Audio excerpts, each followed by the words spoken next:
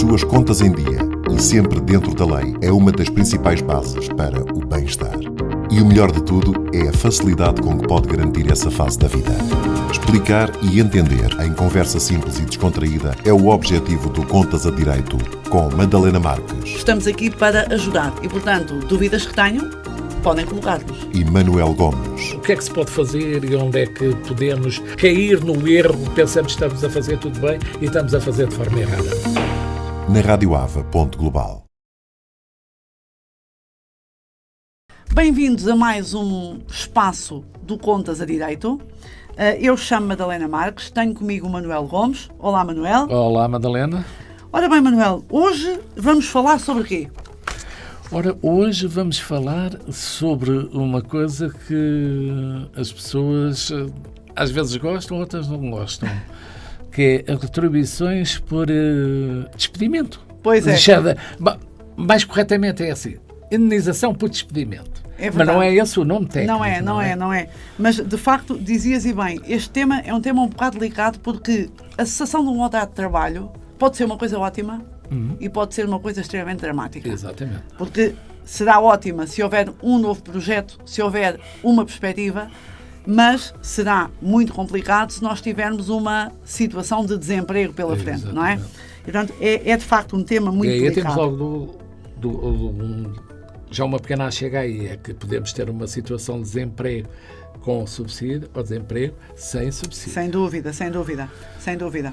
Mas vamos nos focar na indemnização devida por a cessação do contrato ter sido promovida ou ser imputada ao empregador. Ok. Não é?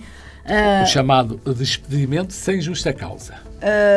Não necessário, quer dizer, sem dúvida que aí sim, não é? Mas agora também temos que ver uma situação que acontece ultimamente com muita frequência e compreende-se porquê, porque a pandemia não afetou só a saúde das pessoas, afetou também a saúde económica, não é? A saúde económica. E nós temos assistido a muitas cessações de contrato por acordo, não é? Pronto. E essa cessação de contrato por acordo também, nomeadamente por extinção de posto de trabalho, não é? Que tem sido uma figura muito usada, lamentavelmente muito usada e por razões objetivas, não é? E por razões objetivas, as do mercado. E, portanto, aí também há lugar à indemnização. É claro que a indemnização hoje em dia não é o que já foi, não é? Porque agora já só falamos em 12 dias, não é? Antes falávamos... O mês de trabalho por cada ano. Exatamente, antes falávamos no mês de trabalho por cada ano. Enfim, deixo só aqui uma achega de que existe um regime transitório, não é? Portanto, pessoas com uma antiguidade anterior a esta alteração legislativa, a essas pessoas aplica-se um regime transitório, como eu acabava de dizer. Porquê? Porque se vão fazer contas de forma diferente aos diferentes anos, ou seja, vamos considerar a antiguidade de diferentes formas, não é? Exatamente. E antes desta alteração, vamos considerar um mês. Depois, sucessivamente, 20 dias, 18 e 12. E 12, que é agora a regra. Ora bem, e então, tributação desta compensação? Pois. Esta compensação que os trabalhadores pretendem receber naturalmente o máximo possível, não é? Então a lei deixou ali uma escapatória. E podemos, entidades empregadoras, atribuindo a natureza global a esta compensação. E aí vamos deixar de pagar Segurança Social, vamos deixar de pagar IRS, claro que com limites, não é? Exato. Claro que com limites. Queres-nos falar desses limites, Manuel? Nós temos aqui uma regra que podemos assumir.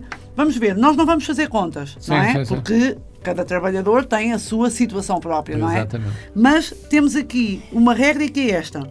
Vamos pegar na remuneração dos últimos 12 meses, vamos achar um valor médio e depois vamos multiplicar pelo número de anos da antiguidade que esteja em causa. Portanto, nós, em bom rigor, ao contrário do que fizemos, por exemplo, na semana passada com o subsídio de refeição, em que dissemos, olhem, o valor é este e até aqui é isento e a partir daqui é tributado, neste caso não podemos dizer isso, não é? Porque cada situação é única. Cada caso é um caso.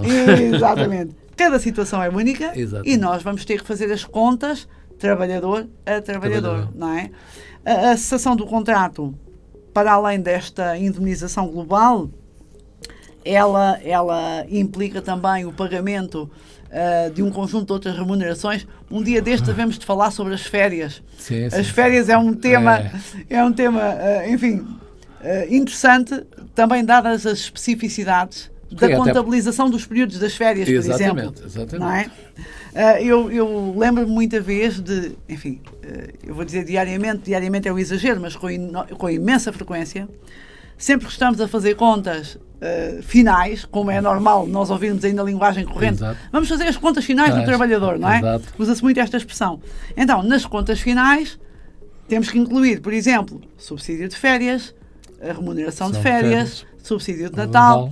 E se nós estamos a falar ali no primeiro trimestre do ano, em que já se venceu o direito a férias no dia 1 de janeiro, não é?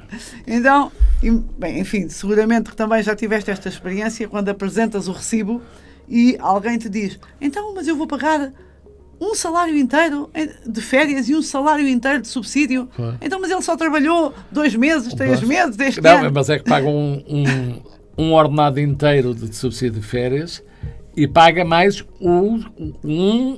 os proporcionais. 3 dozeavos, neste caso, se for o primeiro trimestre, são 3 dozeavos do ano corrente. Exatamente. O que é que acontece?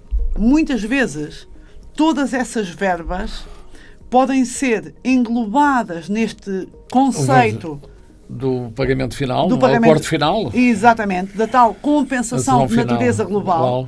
E então, até essas verbas podem ser excluídas da tributação.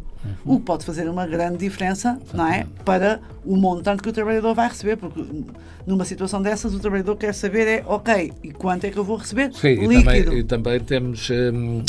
porque essas situações também depois engloba a parte dos descontos que vão ser efetuados sobre aquilo, não é? A parte da tributação que vai ser, e acho que, pelo menos aquilo que eu tenho visto, essa indemnização global, o pagamento global, acaba por ser benéfico porque reduz imenso as contribuições a pagar por parte do trabalhador. Sem dúvida, sem dúvida. Essa é a grande vantagem. Muitas vezes as pessoas têm algum receio, o próprio trabalhador tem algum receio quando lhe é apresentada a quantia global, mas atenção, para nós chegarmos a essa quantia global, primeiro podemos desdobrar nos vários itens. Sim, e agora, por exemplo, ocorreu-me, as empresas por vezes não conseguem dar o número de horas de formação que a lei prevê como mínimo. E quando nós estamos a falar... Isso é outro programa. Se não vimos de falar nesse. As horas de formação é outro. Mas quando as empresas não conseguem e quando o contrato cessa, devem pagar ao trabalhador a remuneração correspondente à formação que não foi ministrada. E paga-se. É assim, eu vou dizer com toda a sinceridade, se o trabalhador não falar nisso, a empresa...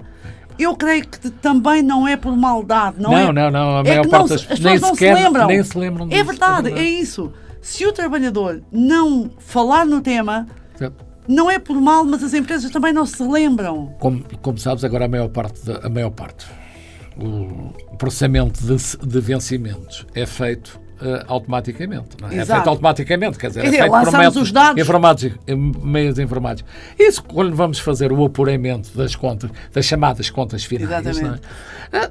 As horas de formação não estão lá. Claro, até porque tínhamos que ir ver os anos anteriores para poder contabilizar. Exatamente. Para o trabalhador realmente poder receber essa compensação. Há uma coisa curiosa, enfim, que eu registro com agrado, que é o facto de os trabalhadores, perante uma situação de cessação de contrato, têm o hábito, e bem, e cada vez mais, de se dirigirem à ACT, que falávamos no programa anterior, porque a Autoridade das Condições do Trabalho tem postos de atendimento, por um lado, e depois há também uma outra coisa muito curiosa. Existe disponível no site da ACT um simulador de utilização muito simples. Basta preencher os campos do início do contrato, da cessação do contrato, número de dias de férias gozados ou não gozados, a remuneração base e imediatamente nos aparece a contabilização da indemnização global. E, portanto, é uma forma de o próprio trabalhador também checar, não é? Exatamente, as se as contas estão bem feitas ou não. Exatamente, sendo que eu deixo aqui o alerta para, e mais uma vez, a empresa por vezes também não se recorda que pode usar este item da compensação global e daí proporcionar, ou por essa via proporcionar ao trabalhador um maior rendimento disponível. Exatamente. Portanto, é bom que as pessoas saibam que podem beneficiar desta consideração de uma compensação global quando o contrato cessa. Por essa via, não pagam IRS nem Segurança Social, dentro destes limites, naturalmente, que nós aqui acabámos de mencionar, e, portanto, têm mais um benefício. Essa compensação global pode ser feita independentemente do acordo ou do não da acordo, da razão de ser, da rescisão do trabalho? Trabalho? Atenção, a compensação global pressupõe sempre um acordo. Um acordo. Seja ele, um acordo seja ele por razões objetivas imputadas à empresa ou porque decidiram revogar o contrato. Pressupõe sempre esse acordo. Ok? Manuel, e por hoje chegamos ao fim. Eu sugiro quem nos ouve e quem nos vê a seguir-nos nas redes sociais da radioava.global. Estamos naturalmente ao vosso dispor para, através desses meios, vos esclarecer. Obrigada, Manuel. Obrigado. Até para a semana. Até para a semana.